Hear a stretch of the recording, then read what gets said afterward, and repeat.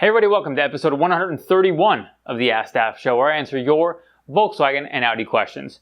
On this episode, we talk about retrofitting fog lights on a Mark 7, V10 TDI camshaft problems, are they the same as the pump-induced engine, electrical problems on an Audi A4, and track pads on the street car.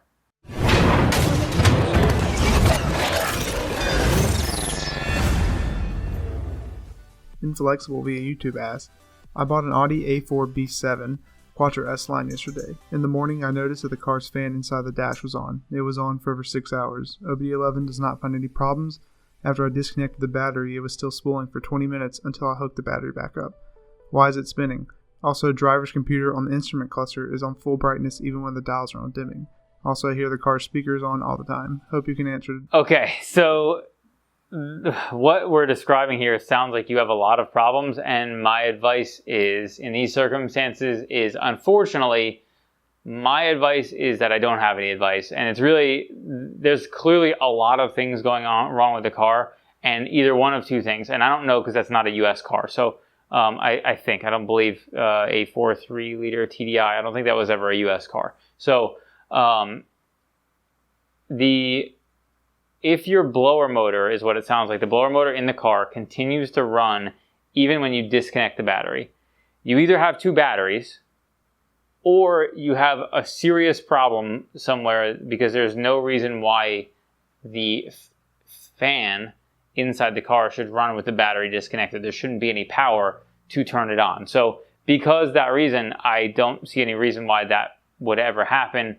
And you may have two batteries, which is the problem, but you still have clearly some electrical problems going on that are going to require a decent amount of diagnostic. That sounds like, if you're not sure where to start, I suggest probably going down the road of having somebody diagnose it for you. It's not going to be cheap, but it sounds like there's going to be a lot of wiring that's going to have to be checked and tested to verify whether it's good, along with possibly some control modules that could have problems. So my advice is bring it to somebody who is an expert who can help you diagnose that, because otherwise I think you may only have the option of just replacing stuff until you hopefully resolve the issue, and that's assuming that it doesn't have an actual wiring problem itself.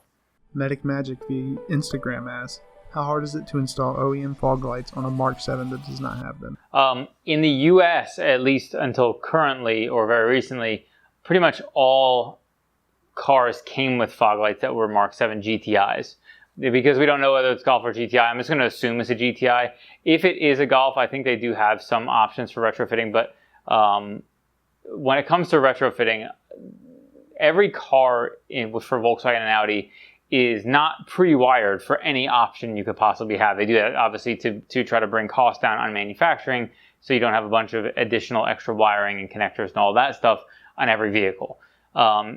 Because of that, it's not like there's an easy way, because a car without fog lights is very different than a car with fog lights, and the harnesses that they have are not the same. So it's not like you just unplug one harness that doesn't have that plug in it, plug something else into it, and now all of a sudden you have a car that has fog lights.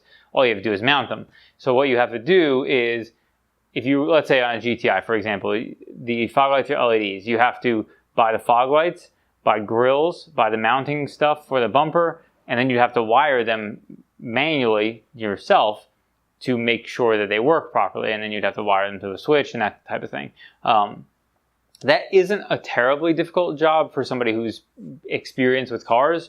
For somebody who's inexperienced with cars, it is pretty challenging, and is not something that I necessarily would recommend unless you're semi-familiar with how to do perform retrofit wiring. And the hardware part is easy enough. Although I will say the LED fog lights for Mark 7s are absurdly expensive. I want to say retail price was like $450 each.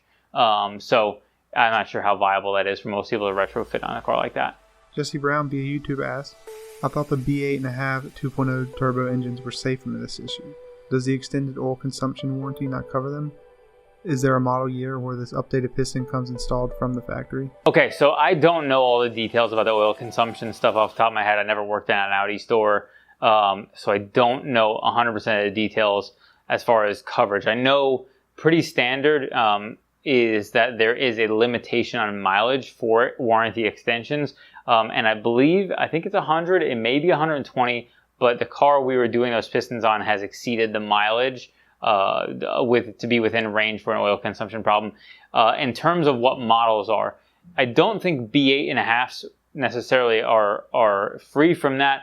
I'll link to in the description, make sure that Nate links to the PDF that has information in regards to the bulletin that they have, because that's actually the best place to get details in regards to what cars and models fit. And oftentimes what I always say for anybody is, if you're not sure, contact your local dealer and ask if your vehicle applies to that warranty extension, or you may even be able to contact Audi of America to find out those details with your VIN number. Mitch Moho via Instagram asked, do the V10 TDI engines share the same worn camshaft issues as the 1.9 and 2.0 PD TDIs? So V10 TDIs versus the camshaft issues on pump-induced engines, those are very different engines, so there's no way to assume that they would have the same camshaft issues. You have V10 TDI versus a 4-cylinder inline engine. So, they're such different engines, they're definitely not going to have the same problems.